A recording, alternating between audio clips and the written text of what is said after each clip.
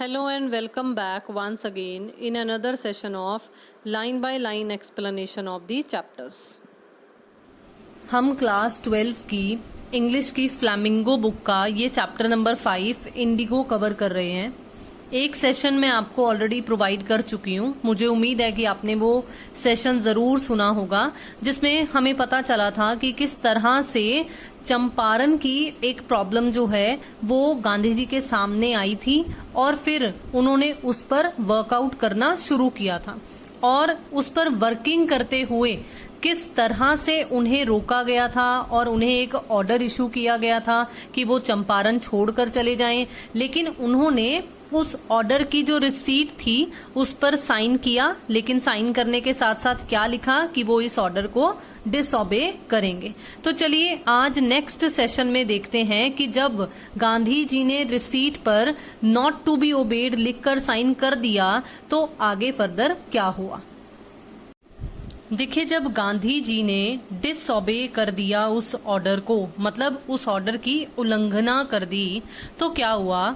In consequence Gandhi received a summons to appear in court the next day. होता है ना कि अगर स्कूल में आप अगर कोई शरारत कर दो, आपको टीचर अगर कुछ कहे लेकिन आप अगर उसकी बात को ना मानो, उल्लंघना करो अगर उनकी बात का, तो क्या होता है, आपको बोला जाता है ना कि आपको प्रिंसिपल सर के पास लेकर जाया जाएगा या मैम के पास लेकर जाया जाएगा। तो ऐसा ही कुछ कंसेप्ट यहाँ पर हुआ कि फलस्वरूप क्या हुआ, as a result Gandhi ji को कॉल आया। मतलब एक तरीके से कॉल नहीं कह सकते हैं यहाँ पर, क्योंकि मतलब फोन कॉल वाला कॉल नहीं है, यहाँ पर है कि उन्हें समन आया एक तरीके से कि उन्हें कोर्ट में पेश होने के लिए बुलावा भेजा गया। All night Gandhi remained awake, वो सारी रात जागते रहे।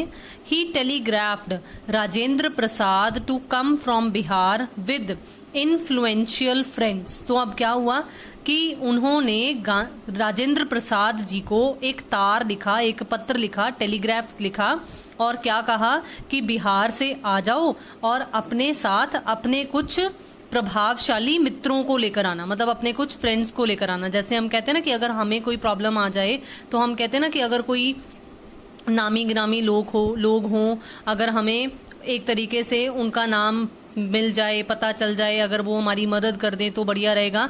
तो इस तरह का कुछ कंसेप्ट जो है वो गांधी जी ने किया कि उन्होंने राजेंद्र प्रसाद को कहा कि अपने साथ अपने कुछ इन्फ्लुएंशियल फ्रेंड्स को भी लेकर आओ। ही सेंट इंस्ट्रक्शंस टू दी आश्रम, और साथ साथ मीनवाइल उन्होंने अपने आश्रम में भी इंस्ट्रक्शंस यानी कि जो गाइडलाइंस हैं वो भेजी कि किस तरह से डीलिंग होनी चाहिए, क्या होना चाहिए, क्या नहीं। He wired a full report to the viceroy, तो उन्होंने अपने वाइसरॉय को, प्रतिनिधि को, जो आश्रम संभाल रहे थे, उन्हें पूरी की पूरी एक रिपोर्ट जो है वो भेजी। Morning found the town of Motihari black with peasants. अब देखो यहाँ पर ब्लैक का मतलब कोई ब्लैक कलर नहीं है, यहाँ पर कहने का मतलब ये है कि नेक्स्ट डे, नेक्स्ट मॉर्निंग जो मोतीहारी था, मोतीहारी शहर था, कस्बा था, वो पीजेंट से, वो उन स्मॉल किसानों से, जो वो छोटे छोटे दर्जों के किसान थे, पीजेंट्स थे, उनसे भर गया। भीड़ इकट्ठा हो गई। अब हेयर ब्लैक कलर के होते हैं ना, तो जब बहुत सारे लोग, बहुत सारी भीड़ इकट्ठा होती है तो हमें बेसिकली वो ब्लैक हेयर हेड ही दिखते होते हैं। तो यहाँ पर आपको ये बात कहने की कोशिश कर रहे हैं कि बहुत सारी भीड़ इकट्ठा हो गई। They did not know Gandhi's record in south Africa. अब आपने हिस्ट्री में पढ़ा होगा कि गांधी जी ने साउथ अफ्रीका में भी क्या कुछ किया हुआ है, तो इस तरीके से उन्हें गांधी जी के उन रिकॉर्ड्स के बारे में नहीं पता था कि साउथ अफ्रीका में भी गांधी जी ने किस तरह से झंडे गाड़े हैं, उन्हें वो नहीं पता था। लेकिन दे हैड मियरली हर्ड, उन्हें सिर्फ इतना मालूम था, उन्होंने सिर्फ इतना सुना था दैट अ महात्मा, अब यहाँ पर अ महात्मा का मतलब है कि कोई महात्मा है, who wanted to help them, जो कि उनकी मदद कर रहा था, वॉज इन ट्रबल, वो अब मुसीबत में है, मतलब जो उनकी मदद करने के लिए एक मसीहा उजागर हुआ था वो अब परेशानी में है। ट्रबल विद दी अथॉरिटीज, की जो वो अंग्रेज हैं, अंग्रेज लोग हैं, उनके साथ अब कोई प्रॉब्लम हुई है तो वो हमारे महात्मा दिक्कत में आए हैं, परेशानी आई है उन्हें, तो हमें उनकी मदद करने के लिए जाना चाहिए। ठीक है, अब देखो देयर स्पॉन्टेनियस डेमोन्स्ट्रेशन। स्पॉन्टेनियस का मतलब है जो एकदम से अचानक से अपने आप ही उत्पन्न हो जाए, हम उसे बेसिकली स्पॉन्टेनियस बोल देते हैं। तो यहाँ पर ये कह रहे हैं कि एकदम अचानक से जो वो रोष प्रकट कर रहे थे, प्रेजेंटेशन डेमोन्स्ट्रेशन कर रहे थे, मतलब जो वो भीड़ इकट्ठा हुई थी इन थाउजेंड्स, हजारों की तादाद में, अराउंड दी कोर्ट हाउस, न्यायालय के बाहर, कोर्ट के बाहर, was the beginning of their liberation. Liberation का मतलब होता है एक तरीके से फ्रीडम। बिगिनिंग थी, वो शुरुआत थी, मतलब नींव रखी जा चुकी थी कि उन्हें उनके जो डर है, फियर है ब्रिटिश सरकार को लेकर, लोगों के मन में, उन पीजेंट्स के मन में जो डर है, उस डर को भगाने की, उस डर से लिबरेट होने की, फ्री होने की शुरुआत अब हो चुकी थी। अगर आपको याद हो तो हमने फर्स्ट सेशन में इसी बात का जिक्र किया था कि गांधी जी ने ये कहा था कि लोगों को डर से आजाद करने की जरूरत है, और शुरुआत अब हो चुकी थी। The officials felt powerless without Gandhi's cooperation. अब क्योंकि भीड़ बहुत ज्यादा इकट्ठा हो रही थी, तो जो ऑफिशियल्स थे उन्हें उस भीड़ को मैनेज करने में प्रॉब्लम आ रही थी, वो नहीं उन पर काबू पा रहे थे। तो उन्होंने किसकी मदद ली? एक तरीके से उन्होंने गांधी जी की ही मदद ली। आपको इस लाइन में ये बता रहे हैं कि गांधी जी के सहयोग के बिना उस भीड़ को काबू में कर पाना ऑफिशियल्स के लिए नामुमकिन सा हो रहा था, वो बेबस से हो रहे थे। ही हेल्प देम रेगुलेट दी क्राउड। तो किसने मदद की? गांधी जी ने मदद की उस भीड़ पर काबू पाने के लिए। He was polite and friendly. Gandhi ji जो थे वो विनम्र और मैत्रीपूर्ण तरीके से ही बात करते रहे, फ्रेंडली मैनर में ही इंटरेक्ट करते रहे। He was giving them concrete proof that their might, hitherto dreaded and unquestioned, could be challenged by Indians। बहुत ही अच्छी लाइन है और बहुत ही डीप मीनिंग है। He was giving them concrete proof। देखो concrete का मतलब है एक तरीके से स्पष्ट या साफ, और प्रूफ का मतलब क्या होता है? प्रूफ का मतलब हम कहते हैं सबूत से है। तो गांधी जी उन्हें देम मतलब ऑफिशियल्स को प्रूफ दे रहे थे, सीधा साफ स्पष्ट शब्दों में, एक तरीके से कहेंगे कि सीधा स्पष्ट पिक्चर में उन्हें ये प्रूफ दिखा रहे थे कि देयर माइट। अब यहाँ पर माइट का मतलब क्या है? माइट देखो, अगर आपने सुना हो तो हम गॉड को, भगवान को ऑल माइटी कहते होते हैं, सर्वशक्तिमान। तो यहाँ पर माइट जो है, माइट का वर्ड मतलब है पार से, यानी कि शक्ति से। तो that there might hitherto dreaded. Dreaded का मतलब होता है जो कि अभी तक डराई हुई हो। हिदर टू का मतलब होता है अनटिल नाउ, अब तक। मतलब वो लोग, वो छोटे छोटे पीजेंट्स जिनकी शक्ति, जिनकी पार अभी तक डराई हुई थी, या ऐसी पार, अंग्रेजों की वो पार जिसकी वजह से लोग डरते थे, जिसकी वजह से लोगों ने अभी तक कोई क्वेश्चन नहीं रेज किया था, कि जो वो कह देते थे वही वो मान लेते थे। लेकिन अब वो लोग इस सब से ऊपर उठ रहे थे। Could be challenged by Indians, मतलब अब अंग्रेजों की उस जोर जबरदस्ती वाली पार को इंडियंस चैलेंज करने के लिए तैयार हो रहे थे। तो मुझे उम्मीद है कि यहां तक ये आपको बहुत अच्छे तरीके से समझ में आ गया। नेक्स्ट क्या है? The government was baffled. अब जो सरकार थी वो बौखला गई। दी प्रोसिक्यूटर रिक्वेस्टेड दी जज टू पोस्टपोन दी ट्रायल। अब देखो बेसिकली यहाँ पर क्या हुआ है, जैसे हम वकील कहते हैं ना, वकील ने याचना की, रिक्वेस्ट की जज को कि वो ना एक बार आज की जो ये ट्रायल है ना, मतलब आज का जो ये सेशन है उसे पोस्टपोन कर दो। मतलब अभी के लिए भीड़ बहुत ज्यादा इकट्ठी हो गई है तो कुछ ज्यादा ही दंगा ना हो जाए, तो अभी आज के लिए पोस्टपोन कर दो, मतलब टाल दो। Apparently the authorities wished to consult their superior। अब देखो जो जज था उससे भी ऊपर अंग्रेज सरकार थी, तो apparently मतलब एविडेंटली मतलब स्पष्ट था कि जो अथॉरिटीज थी वो खुद तो ये डिसीजन ले नहीं सकती थी, जज खुद तो ये डिसीजन ले नहीं सकता था। तो इसलिए उसने अपने से जो सुपीरियर हैं, अपने से जो और ऊपर हैं, उनसे कंसल्ट करना समझा, सोचा। ठीक है, Gandhi protested against the delay, लेकिन अब क्या हुआ, गांधी जी ने प्रोटेस्ट किया, उन्होंने रोष प्रकट किया कि डिले नहीं होना चाहिए, देरी नहीं होनी चाहिए। He read a statement pleading guilty. अब देखो गिल्टी का मतलब क्या होता है, जब हम ये कहते हो कि हमारी गलती है तो हम उस वक्त गिल्टी फील करते होते हैं। तो गांधी जी ने ना एक स्टेटमेंट लिखी भी पढ़ी भी कि मैं गिल्टी हूं, मतलब मैं दोषी हूं। ही वॉज इन्वॉल्व्ड, कि वो क्या कहते हैं उस स्टेटमेंट में, आपको ये स्टेटमेंट आगे बता रखी है कि ही वॉज इन्वॉल्व्ड, कि हाँ मैं शामिल था। ही टोल्ड दी कोर्ट, उन्होंने कोर्ट को ये कहा कि मैं शामिल था। इन ए कन्फ्लिक्ट ऑफ ड्यूटीज। अब ड्यूटी का मतलब क्या होता है, दी का मतलब होता है कि जो कर्तव्य हूं। कन्फ्लिक्ट ऑफ ड्यूटीज की मतलब मैं अपने कर्तव्यों में उलझा पड़ा था, कि ऑन दी वन हैंड, की एक हाथ तो क्या था मेरा कर्तव्य, not to set a bad example as a lawbreaker, मतलब मैं कानून तोड़ने वालों की गिनती में नहीं आना चाहता था। मतलब मैं नहीं चाहता था कि मैं ऐसा कोई भी काम करूं कि अंग्रेज सरकार को ये लगे कि मैं उनके खिलाफ काम कर रहा हूं, मतलब मैं ऐसा कोई भी उनका बनाया हुआ कानून नहीं तोड़ना चाहता था। And on the other hand to render the humanitarian and national service, और दूसरी साइड पर मैं मानवता को ध्यान में रखते हुए और अपने नेशन के प्रति जो मेरी सर्विस है, अपने देश के प्रति जो मेरी सेवा है उसको ध्यान में रखते हुए, देश के लोगों के प्रति जो सेवा है उसको ध्यान में रखते हुए, for which he had come, जिसके लिए बेसिकली वो चंपारण आए थे। He disregarded the order to leave, और उसी की वजह से उन्होंने छोड़कर जाने का जो वो ऑर्डर आया था कि चंपारण छोड़कर चले जाओ, उसे डिसरिगार्ड कर दिया था, खारिज कर दिया था, डिसओबे कर दिया था।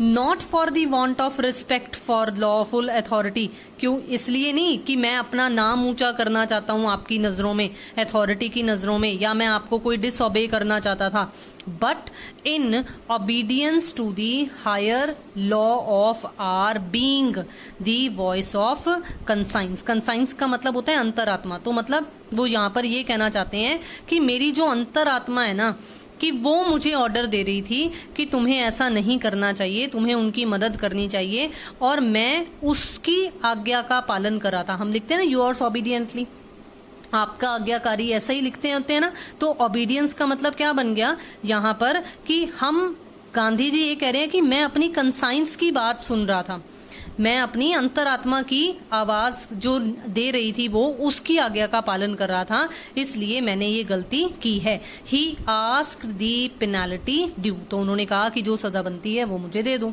दी मैजिस्ट्रेट अनाउंस्ड दैट, अब जो मैजिस्ट्रेट था मतलब जो जज था उसने क्या घोषणा की, that he would pronounce sentence after a 2 hours recess, 2 घंटे की ब्रेक के बाद मैं सेंटेंस यानी कि सजा प्रोनाउंस करूंगा, मतलब डिक्लेयर करूंगा, घोषणा करूंगा। And asked Gandhi to furnish bail for those 120 minutes. अब 2 घंटे में कितने मिनट होते हैं, 1 घंटे में 60 मिनट होते हैं ना, तो 120 मिनट बन गए। तो गांधी जी को क्या कहा गया कि तुम 2 घंटों के अंदर अंदर बेल का इंतजाम करो और हम 2 घंटे के बाद फैसला सुनाएंगे। गांधी रिफ्यूज, अब इस पर भी गांधी जी ने मना कर दिया। दी जज रिलीज्ड हिम विदाउट बेल, और जज को उन्हें बिना बेल के ही रिलीज करना पड़ा। वेन दी कोर्ट रिकन्वीन्ड, मतलब जब 2 घंटे की रिसेस के बाद दोबारा से कोर्ट का सेशन हुआ, दी जज said he would not deliver the judgment for several days, कि वो कुछ दिनों के लिए मतलब जो फैसला है, जो जजमेंट है वो नहीं सुनाएंगे। मीनवाइल, और इस दौरान he allowed Gandhi to remain at liberty। Liberty का मतलब ऑलरेडी आपको बताया फ्रीडम होता है, तो मतलब उन्होंने इस दौरान गांधी जी को आजाद रहने की अनुमति दे दी, मतलब उन्हें जेल के अंदर नहीं डाला। राजेंद्र प्रसाद, ब्रिज किशोर बाबू, मौलाना मजहरुल हक and several other prominent lawyers had arrived from Bihar. मतलब अब यहाँ पर क्योंकि राजेंद्र प्रसाद जी को तार लिखा गया था ना, टेलीग्राम लिखा गया था, तो वो अपने कुछ लॉयर साथियों के साथ, विख्यात लॉयर साथियों के साथ अराइव हुए, पहुंचे बिहार से। दे कन्फर्ड विद गांधी। अब देखो कन्फर्ड का मतलब क्या होता है, कन्फर्ड का मतलब होता है बातचीत करना, कन्वर्स्ड, कन्वर्सेशन वर्ड से बना हुआ है ना, तो उन्होंने कन्वर्सेशन की गांधी जी के साथ। What would they do if he was sentenced to prison? Gandhi asked। अब गांधी जी ने पूछा है what would they do। देखो यहाँ पर जो they वर्ड है ना, वो बेसिकली पीजेंट्स के लिए और इन सब के लिए यूज हुआ है कि वो पूछ रहे हैं कि वो क्या करते, उन्होंने क्या किया होता अगर मुझे जेल हो गई होती। वाई दी सीनियर लॉयर रिप्लाइड। अब क्योंकि वो लॉयर्स के साथ बैठे थे, बातचीत कर रहे थे, तो जो सीनियर लॉयर था उसने कहा कि क्यों, they had come to advise and help him, कि वो जो आए थे वो तो उन्हें सलाह देने और उनकी मदद करने आए थे, मतलब गांधी जी को सलाह देने, गांधी जी की मदद करने आए थे। If he went to jail, अगर गांधी जी को जेल हो जाती या उन्हें जेल हो जाती तो there would be nobody to advise, तो कोई नहीं होता जिसे वो एडवाइस दे सकते, जिसे वो सलाह दे सकते, and they would go home, और इसलिए वो फिर घर चले जाते। What about the injustice of the share croppers, Gandhi demanded. अब गांधी जी ने डिमांड करते हुए, मतलब मेन मुद्दा उठाते हुए क्या कहा कि जो अन्याय शेयर क्रॉपर्स के साथ हो रहा है उसका क्या। दी लॉयर्स विथड्रू टू कंसल्ट, मतलब अब यहाँ पर जब गांधी जी ने डिमांड की, गांधी जी ने अपनी ये बात रखी कि शेयर क्रॉपर्स के इनजस्टिस का क्या होगा, तो उस बात को सुनकर एक बार जो सभी लॉयर्स थे वो अलग हो गए, मतलब वो साइड पर हो गए, वो एक बार विथड्रू कर दिया उन्होंने, मतलब कंसल्ट करने लगे, वो आपस में सलाह करने लगे कि अब क्या किया जाए।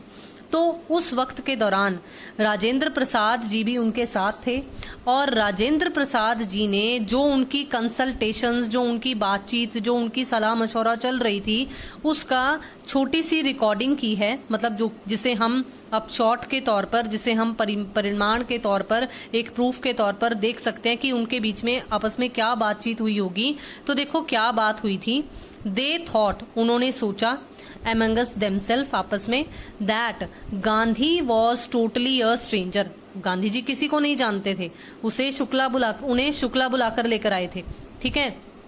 तो गांधी जी अगर पूरे के पूरे स्ट्रेंजर थे, अजनबी थे, एंड येट, और फिर भी he was prepare to go to the prison for the sake of the peasants, तो वो उन छोटे किसानों के लिए अजनबी होते हुए भी अगर जेल जाने के लिए तैयार थे।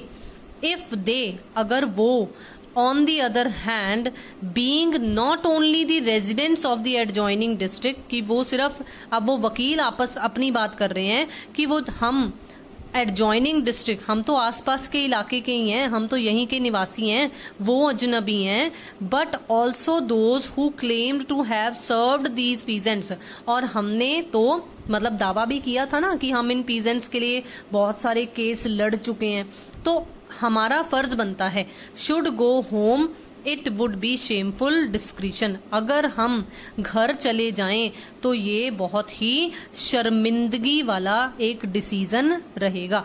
तो they accordingly went back to Gandhi, तो इस तरह का विचार विमर्श करते हुए वो दोबारा से वापस गांधी जी के पास गए, एंड टोल्ड हिम, और उन्हें क्या बताया, they were ready to follow him into jail, की वो उनके साथ जेल चलने के लिए तैयार हैं, मतलब सिंपल सी सीधी भाषा में अगर हम कहें तो वो उनका साथ देने के लिए तैयार हो गए। The battle of Champaran is won, he exclaimed, अब गांधी जी ने एक्सक्लेम करते हुए, उत्तेजित होते हुए, उत्साहित होते हुए क्या कहा कि चंपारण की जो बैटल है, जो लड़ाई है, वो जीत ली गई है। क्यों?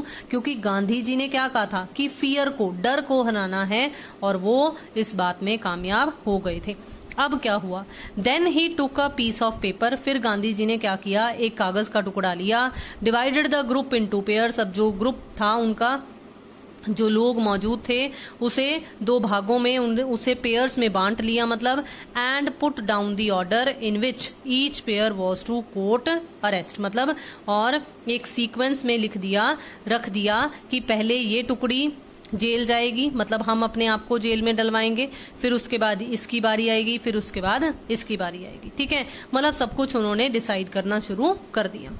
सेवरल डेज लेटर, कुछ दिनों बाद या काफी दिनों बाद Gandhi received a written communication from the magistrate informing him that the lieutenant general of the province had ordered the case to be dropped. अब गांधी जी को एक रिटन कम्युनिकेशन मतलब एक क्या उन्हें संदेश मिला मैजिस्ट्रेट की तरफ से, जज की तरफ से, जिसमें उसे उन्हें इन्फॉर्म किया गया कि जो इस राज्य का, इस प्रोविंस का लेफ्टिनेंट जनरल है, मतलब हम सिंपल सी बात में कहें हायर अथॉरिटी है, उन्होंने क्या कहा है कि इस केस को खारिज कर दिया जाए, ड्रॉप कर दिया जाए, ठीक है, और गांधी जी मुक्त हो जाएंगे, ठीक है।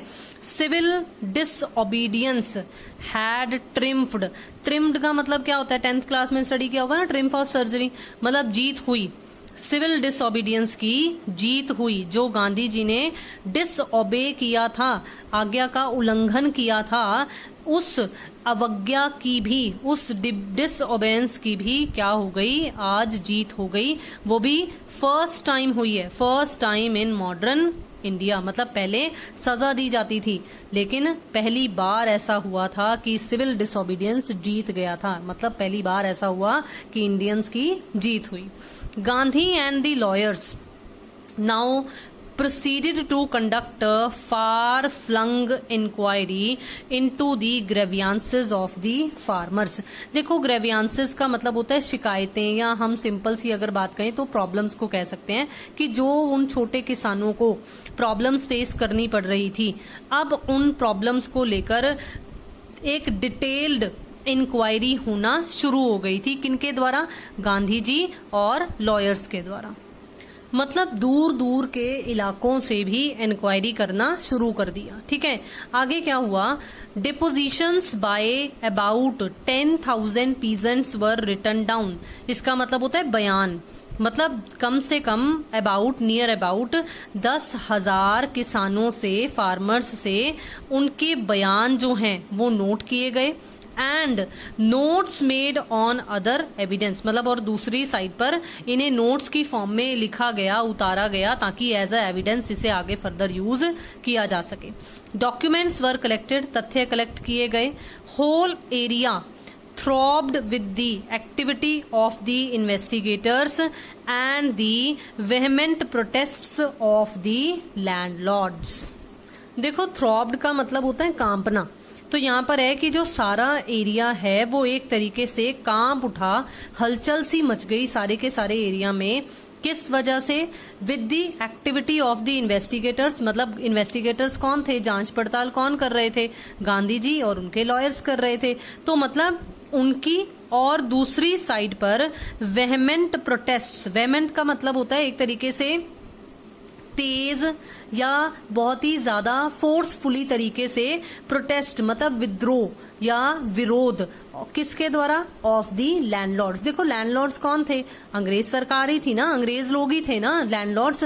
तो एक तरीके से वो इस बात का विरोध कर रहे थे कि क्यों इस तरह की इन्वेस्टिगेशंस की जा रही हैं। तो आगे बात क्या बढ़ी, इन जून के महीने के दौरान Gandhi was summoned to sir Edward Giant the lieutenant general. अब फिर से गांधी जी को बुलाया लेफ्टिनेंट गवर्नर ने, मतलब कोर्ट की तरफ से उन्हें ऑर्डर भेजा गया और गवर्नर ने उन्हें बुलाया, किसे? गांधी जी को। तो आगे क्या हुआ, before he went he met leading associates. यहाँ पर मतलब है कि जो उनके साथ और उनके साथी थे, मतलब गवर्नर को मिलने जाने से पहले गांधी जी अपने साथियों से मिले, and again laid detailed plans for civil disobedience if he should not return. मतलब अगर बाई चांस वो नहीं वापस लौटे, अगर उन्हें जेल में डाल दिया गया, तो किस तरीके से फिर से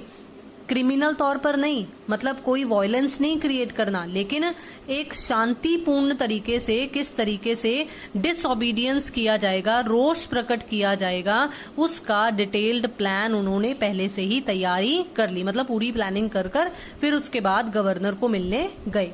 अब क्या हुआ, Gandhi had 4 protracted interviews with the lieutenant governor who as a result appointed an official commission of inquiry into the indigo sharecroppers situation. The commission consisted of landlords, government officials and Gandhi as the sole representative of the peasants.